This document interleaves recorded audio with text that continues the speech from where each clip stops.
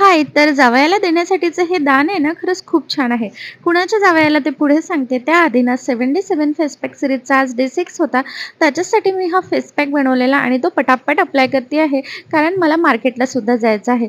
Face pack wash केल्यानंतरचा result असा काहीसा आहे. छान हलकासा ग्लो आलेला आहे आणि फेससुद्धा छान फ्रेश दिसतोय. फुल लूक माझ्या चॅनलला अपलोड झालेला आहे. तो नक्की बघा, त्यात डिटेल कळेल.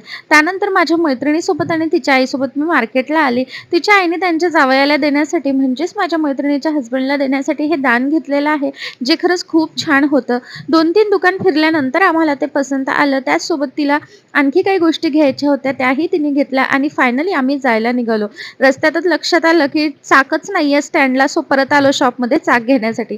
त्यानंतर आणखी काही सेलमध्ये वगैरे गेलो, कारण खूप वर्षानंतर ती आलेली होती आणि आम्ही चक्क 8 वर्षानंतर सोबत कुठेतरी गेलेलो होतो. सो मस्त सेल वगैरे फिरलो.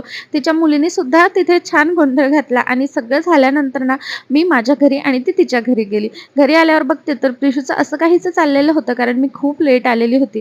त्यानंतर अदालत बघता बघता मस्तपैकी उसळीचा आनंद घेतला. तर असा होता आजचा दिवस. चला, मिनी ब्लॉगला इथेच एंड करते. बाय.